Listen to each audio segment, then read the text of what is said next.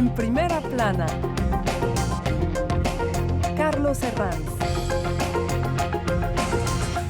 Bienvenidos en Primera Plana, un programa de Radio France Internacional y de France 24. Esta semana ponemos el foco en la crisis energética derivada de la guerra de Ucrania. Para ello me acompañan tres invitados en este estudio. Mariana Castaño, experta en comunicación climática y fundadora de la consultora 10 Billion Solutions. Bienvenida, Mariana. Muchísimas gracias, Carlos. Es un gusto estar aquí compartiendo escenario con mis colegas expertos.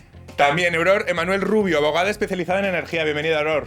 Hola, Carlos. Muchas gracias, Carlos, para invitarme.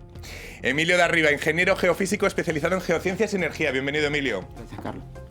La crisis energética, nuestro asunto de hoy, en Primera Plana. La ONU ha señalado que la guerra en Ucrania es una crisis global, dado el impacto que está teniendo en los mercados de energía o alimentos y los grandes riesgos que plantea para muchos países.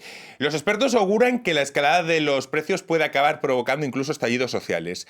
Hoy centramos el programa en una de esas crisis derivadas de la guerra de Putin, la energética. La guerra de Ucrania agita el fantasma de la crisis petrolífera de los 70 y pone de relieve la fragilidad de las dependencias. Por ejemplo, aquí en Europa. Europa es tremendamente dependiente del petróleo y el gas rusos, ambos combustibles fósiles. La crisis de precios de la energía generada por la guerra se suma al proceso de transición energética ya emprendido por la Unión Europea. Veremos sus efectos a partir de ahora. Antes repasemos algunas portadas que nos deja la prensa internacional sobre este asunto. Por ejemplo, diario La Croix, energía, el reto de la sobriedad. Dice el diario que los consumidores tienen un rol importante a jugar en esta crisis. Vamos a hablar de ello hoy en el programa. Le Figaro, el precio de los carburantes trastorna la vida de los franceses. Y también la revista The Economist, Power Play, la nueva era de las energías y la seguridad. La publicación enlaza ambos conceptos a partir de Ucrania.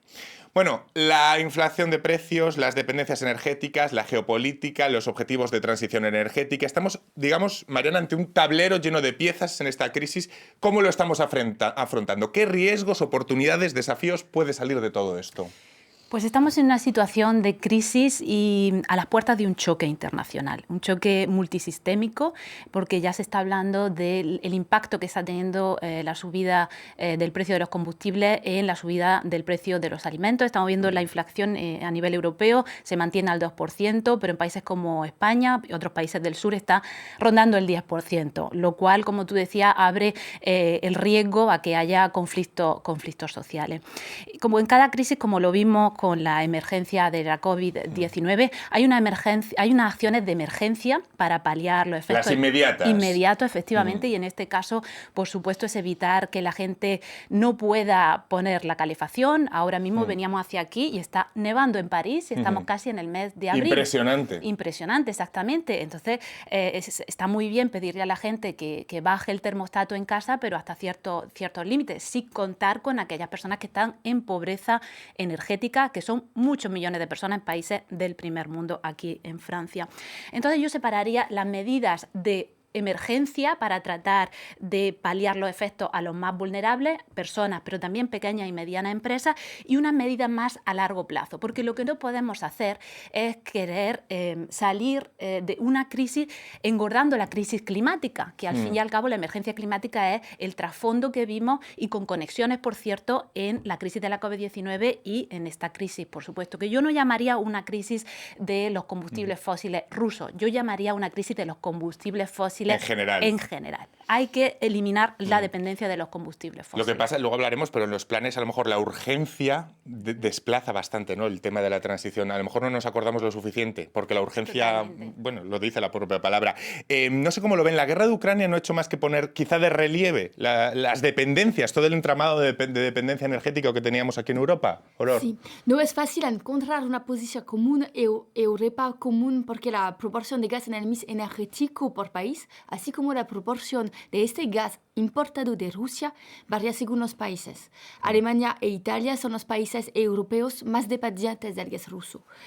En el caso de Francia es bastante diferente. Un tercio de las importaciones francesas proviene de Noruega. Hay países más dependientes, como es el caso de Alemania o de Italia, hay casos de países menos dependientes, pero en cualquier caso sí que vemos un entramado de dependencias que es quizá lo que ponga de relieve toda esta situación y esta crisis energética. Emilio. Sí, al final, si hablamos de países como Alemania y Italia, ciertamente los vemos bastante dependientes de lo que es el gas y el petróleo ruso, pero también está el carbón ruso. Europa también tiene aproximadamente un 40% de importaciones de carbón de Rusia. Y incluso en Francia podemos hablar de 20% de gas que viene de Rusia. Entonces ahorita no solamente se juega el tema de dónde lo sacamos, sino quién lo provee, a qué costo. Y creo que lo importante es no dejarnos llevar por la inmediatez. Sí. Hay un camino que se ha estado trazando durante varios años y que si ahorita nos desesperamos y queremos tomar medidas, como decimos a lo loco, probablemente no sea el mejor resultado. Hay que ver ciertamente en el corto y en el largo plazo para tener los objetivos realmente claros. Claro, porque desde el comienzo de la guerra de Ucrania, hace ya más de un mes, muchas voces piden cortar ese grifo del gas y del gas y del petróleo rusos. Pero claro, luego hay países más dependientes, como comentábamos, con el caso de Alemania, el caso de Italia, que dicen a ver si va a ser peor el remedio que la enfermedad, a ver si para la economía va a ser peor esto. Lo que parece claro, Mariana, es que la geopolítica y la energía están completamente conectados. Esta crisis muestra que la geopolítica y la energía, de repente, Estados Unidos vuelve a ser amigo de Venezuela, vuelve a ser amigo de Irán. Los que eran nuestros amigos son nuestros enemigos. ¿Cómo están deconectadas las dos piezas? Sí, porque al final en el tablero geopolítico mundial las piezas son las que son. Las mimbres con las que está hecho nuestro tejido social y económico son los mismos. Desgraciadamente, la dependencia de los combustibles fósiles nos expone a que este tipo de conflicto nos haga vulnerables. Ya estamos viendo, esta mañana salía en las noticias, en países como Sri Lanka, porque hablamos de Europa, pero hay que tener en cuenta que en Europa nuestro sistema del bienestar nos protege ciertamente de determinadas situaciones, a pesar de, como decía, estar con inflaciones que rondan el 10%. En Sri Lanka han tenido que tomar medidas de urgencia y cortar la electricidad al día durante 10 horas. Y eso está provocando pues ya malestar, porque estamos hablando de gente que se planifica a muy corto plazo de tiempo. Ya lo vimos con la pandemia en algunos países donde el sistema del bienestar no es tan poderoso como en Europa, pues que los más vulnerables fueron los que pagaron el pato. Y estamos, desgraciadamente, en un déjà vu. En un déjà vu. Antes hablaba de la comparación con el choque petrolero de 1973. El mundo a día de hoy es muy distinto, está muchísimo más globalizado, con lo cual el efecto dominó de la crisis de Ucrania lo hemos estado viendo desde el momento cero de la invasión de Putin en Ucrania, y desgraciadamente no hemos terminado de ver las consecuencias. De esto os quería preguntar, este tema, se compara mucho esta situación con la del choque petrolero de los años 70. ¿Qué similitudes y qué diferencias ven respecto a aquella situación, Aurore? De hecho, el ministro de Economía francés, Bruno Le Maire, comparó esta crisis que atravesamos con la crisis del petróleo de los años 73. Las dos crisis son comparables en su intensidad, su brutalidad. Como en los años 73, los precios de la energía, diésel, gasolina, gas, han aumentado enormemente. Como en los años 73, la búsqueda del desperdicio de energía está en marcha. La primera ley francesa sobre la economía de energía data de los años 74, pero aquí se acaba la comparación. Las crisis que sufrimos actualmente es diferente. Tiene su origen tanto en la recuperación de la crisis sanitaria de la COVID como en la guerra en Ucrania. De nuevo ese enlace también con la crisis sanitaria que antes también hacía Mariana. Entonces, Emilio, sí que podemos comparar en esa intensidad respecto a los años 70, esa crisis, pero el contexto es completamente distinto. Sí, y también podríamos compararlo con la primavera árabe, que también hubo un problema con los precios del petróleo. Al final, esto solamente muestra lo endeble que es el sistema, lo endeble que es el tejido en el que tenemos y la dependencia que tenemos unos de otros. Al final, cualquier problema en otro país, que sea, por ejemplo, proveedor de gas y petróleo, termina repercutiendo en todo el mundo. No solamente en Europa, también por ahora, como lo decías, en Venezuela, que ahora resulta que, bueno, podría ser un nuevo aliado después de haber estado los últimos 5 años señalado como enemigo y, claro. ¿cómo se dice?, Sí, el enemigo era Maduro o los iraníes. Claro. Ahora cuando la geopolítica, ¿no? De repente los intereses basculan para otro lado y el que antes era nuestro enemigo pasa a ser nuestro amigo. Este cambio de cromos, ¿no? Los derechos humanos de Venezuela ya no son tan malos. Bueno, es que los derechos humanos ya en este puzzle pasan otra vida. Quizá de todo lo que estamos hablando, lo que pone de manifiesto es que esta es una muestra de la necesidad de acelerar la diversificación de las fuentes energéticas que ayuden a contrarrestar la demanda y a su vez sean más limpias para ayudar al medio ambiente. ¿Eso es lo que muestra todo el tablero que estamos exponiendo? Absolutamente, pero es que a pesar de todas las crisis, de la crisis del 73, de la crisis de los años 90 económica, de la crisis del 2008-2009, la trayectoria de nuestra dependencia energética de los fósiles, a medida que ha aumentado el consumo o la demanda energética, las proporciones han sido las mismas. El carbón, el gas y el petróleo son las principales fuentes de energía. La línea de arriba, la verde, perdona Mariana, esa es la demanda, ¿no? Esa es la demanda. La línea de arriba es las energías biomasa, hidráulica y renovable. Así que si podéis ver, proporcionalmente el mix energético mundial no ha cambiado en los últimos 50 años. Se produce muchísima más energía renovable, por supuesto. Estamos en récord cada año. Sin embargo, el aumento de la demanda es tan importante que, a pesar de que se duplique la instalación de paneles solares y de turbinas, la demanda hace que seamos dependientes del gas y del petróleo sin remedio, parece. Entonces, pues hay que reducir, por supuesto, el mal gasto de energía, está clarísimo. Luego vamos a hablar del largo plazo, pero antes, para atajar el problema de inflación estamos viendo planes de choque en distintos países, por ejemplo, reducir unos céntimos el precio de los carburantes, cheques energéticos, y luego hay países como Alemania que incluso se preparan quizá para lo que hasta ahora ha sido un tabú, el racionamiento del gas, los cortes, los llamados cortes. ¿Cómo ven esos planes de urgencia? Así, a grosso modo, de lo que estamos viendo. Por ejemplo, la subvención lineal al carburante. Emilio. Si es posible ayudar a las personas en necesidad, obviamente es lo que hay que hacer. Los cortes, lamentablemente para mí, resucitan traumas de la adolescencia en Venezuela y, lamentablemente, si tocará hacerlo, me imagino que será la solución, pero yo espero que no tengamos que llegar a esos extremos. Lo que pasa es que, claro, un plan de emergencia, como su propio nombre indica, hablamos del corto plazo, y el corto plazo de perfección tiene poco. Todas las soluciones que vayamos a encontrar en el corto plazo, imagino, no son las más adecuadas. Ojo. Sí. De hecho, hay muy pocas soluciones a muy corto plazo, porque no hemos reducido la demanda de energía en los últimos años. La solución rápida pero drástica es reducir el consumo de energía con la interrupción del consumo de energía de algunas empresas industriales y, en el peor de los casos, la aplicación de cortes rotativos. Una otra solución rápida es utilizar las centrales eléctricas de carbón, como se hace en Alemania y en Francia con las centrales de Cordemais y Saint-Avold. Este es, por supuesto, una antítesis de la transición energética. Sí, Mariana. Sí, totalmente. El problema está que, y lo estamos viendo cada día en Estados Unidos, se han acelerado los permisos de explotación de fuentes de petróleo y de gases, con lo cual estamos ante un riesgo. El secretario general de las Naciones Unidas hablaba el otro día que la crisis de Ucrania nos está poniendo en un camino donde avanzamos con los ojos vendados hacia la catástrofe climática, porque, por supuesto, la seguridad energética es la prioridad, pero el problema es que con estas infraestructuras de explotación, y no olvidemos que ahora el gas licuado hay que liquidificarlo y luego hay que regasificarlo, son infraestructuras que cuando se construyen están ahí para durar décadas. Vamos a hacer una breve pausa en este punto y en unos instantes les vuelvo a dar la palabra y seguimos analizando toda esta situación aquí en Primera Plana. Hasta ahora. La guerra está a las puertas de Europa y recuerda horas sombrías de la historia. La comunidad se ha organizado para darles ropa. France 24 está pendiente de los acontecimientos en Ucrania. Con nuestros equipos en el terreno y desde nuestros estudios lo mantenemos al tanto. Siga informado, siga al día. Liberté, égalité, actualité. Todas las semanas tenemos una cita para hablar de mujeres. En ellas hoy hablamos de nuestra diversidad, nuestros logros y nuestras luchas constantes. Aquí entrevistamos a las que generan el cambio en el mundo y les contamos sus historias.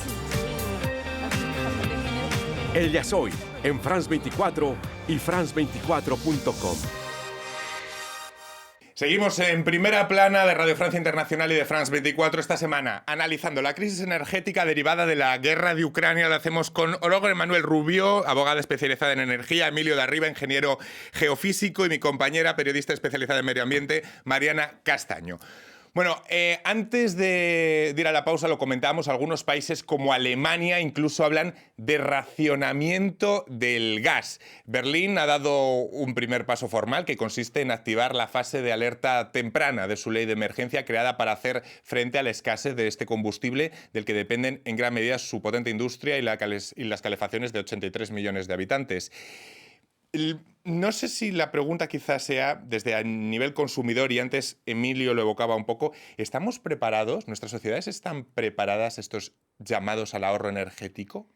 Totalmente. O sea, nadie estaba preparado a un confinamiento casi de un día para otro. Sí. Y de repente... Y lo tuvimos que hacer. En 2 años vemos confinamientos y puede que lleguemos al corte de suministro. Algo impensable para una sociedad europea hasta ayer. Totalmente, pero se nos cortaron las libertades de movimiento. Está claro que en una situación de crisis mayor la población tiene que someterse a lo que dicten, en este caso, los estados por el bien común. Emilio. Y también, ¿dónde cortamos el gas? ¿Lo cortamos solo para la calefacción y le decimos a las personas que usen abrigos en sus casas, o lo cortamos para electricidad y cortamos directamente la electricidad? También hay que plantear eso, porque son cosas bastante diferentes. Creo que ahora quería hacer un apunte. Antes hablamos de la solución del gas licuado. Siguiendo con el ejemplo alemán, precisamente, se están acelerando la construcción de plantas regasificadoras en su territorio. Antes hablamos del más corto plazo, vayamos a algo más medio plazo, para poder recibir gas natural licuado, y se negocia contratos con otros proveedores. ¿Qué ventajas e inconvenientes tienen este tipo de soluciones? Por ejemplo, el gas licuado al que te quería referir antes. Los Estados Unidos van a aumentar su entrega de gas natural licuado para suministrar a Europa. Sin embargo, en términos concretos, esta ayuda teóricamente permitirá reemplazar solo una décima parte del gas ruso previsto para todos. O sea que en realidad es una solución muy minúscula. Muy minúscula, sí, exactamente, minúscula. Y una tercera parte para los años siguientes. Sin embargo, el mercado de gas natural licuado está limitado por muchas razones. Número de buques, número de terminales de liquefacción, número de terminales de regasificación y contrato de larga duración que suministra la mayor parte del Asia. Países europeos como Alemania y Francia contarán con nuevas terminales de importación de gas natural licuado. O sea que vemos que es una solución que también tiene sus consecuencias negativas, porque el transporte de gas licuado implica que tiene 3 veces más huella de carbono, porque para pasar del estado gaseoso al estado líquido y de nuevo al estado gaseoso se necesita enfriarlo a menos 160 grados y mantenerlo frío en esos tanques, en esos barcos gigantescos que vienen. Y como decía, lo que va a ser una solución, entre comillas, para la emergencia, va a ser un problema desde el punto de vista climático, porque esas infraestructuras llegan para quedarse, desgraciadamente.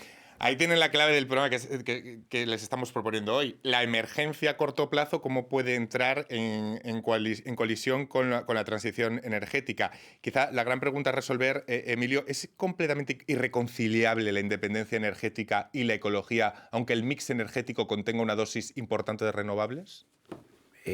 ¿O no queremos hablar de la palabra irreconciliable? No, lo vamos. Sí, irreconciliable no, pero hay que replantearse bastantes cosas. Bueno, justamente el tema de por qué Rusia sería la perfecta relación amor-odio. Bueno, porque tenemos los gasoductos, llega directamente, no tiene que pasar por ninguno de estos procesos.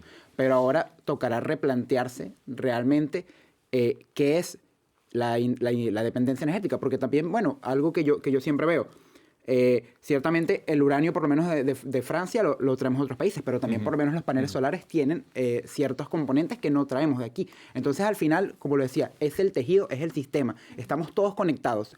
Y en el momento que uno de las piezas se cae, no sabemos qué hacer. Mariana. Hay que relocalizar la producción energética, y como sabemos que las minas de carbón o no son eficaces o, por supuesto, son un gravísimo problema para el medio ambiente, relocalizar la producción energética pasa por inversiones masivas en la renovable y en la eficacia energética, porque se pierden, vosotros estáis mejor situados que yo por vuestra experiencia profesional, se pierde muchísima energía en los edificios, en los procesos industriales y en el transporte. Así que la eficacia y la renovable y la electrificación es fundamental. Hablando de... Bueno, Aurore, sí. En Francia hemos tomado muchas medidas para acelerar la renovación energética de los edificios, pero tardan mucho en aplicarse porque es muy costosas. Por mucho que incluso haya ventajas fiscales a la hora de tomar... Hay incentivos, pero claro, el tiempo no juega a nuestro favor en toda esta transición energética, y menos la coyuntura actualmente. Otro elemento que hay que sumar y que no podemos eludir: ¿qué papel debe jugar la energía nuclear en toda esta situación? Es complicado abrir este debate ahora, ¿no? Porque exponer los elementos nos llevaría un programa entero, pero sí la coyuntura ha venido un poco a respaldar un poco, quizá, viéndolo desde fuera, la posición de Francia, ¿no?, respecto a tener una dependencia menor gracias a lo nuclear. Es un debate complicado, pero a día de hoy quizá la pregunta: ¿hoy en día es posible un mix energético verde sin la participación de lo nuclear en una sociedad con niveles de consumo y economía como la francesa?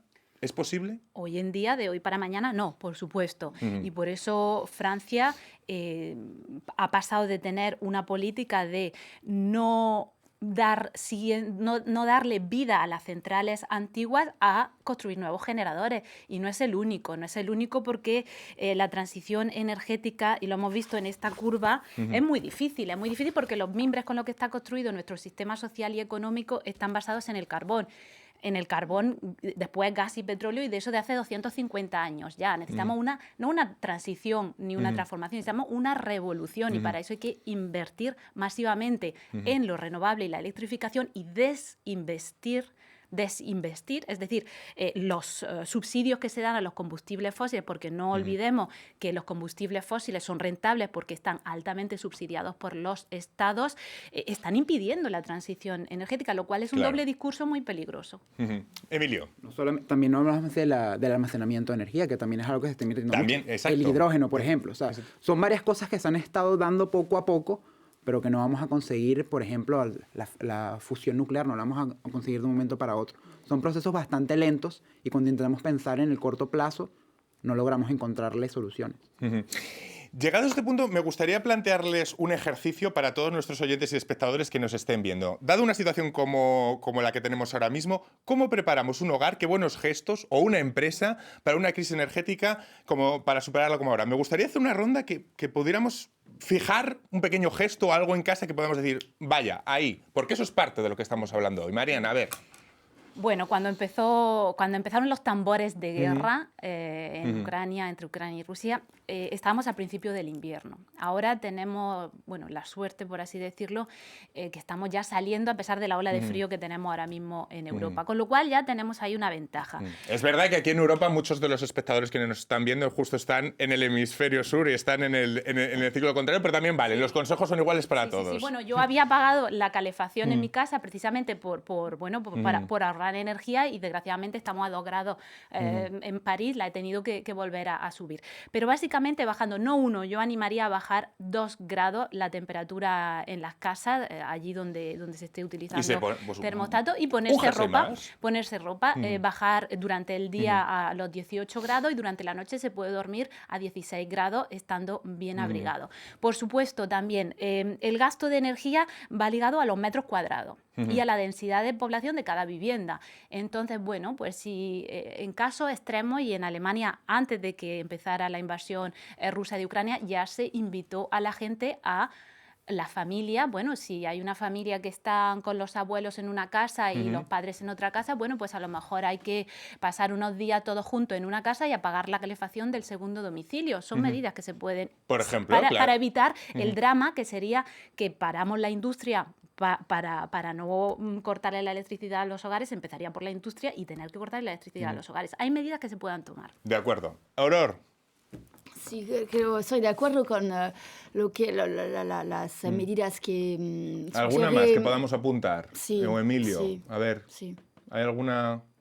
Está difícil. Está difícil. El tema de la calefacción ha sido como lo más he visto. Tengo amigos por lo menos que vienen a Alemania y apenas comenzó el conflicto dijeron yo la calefacción la apago.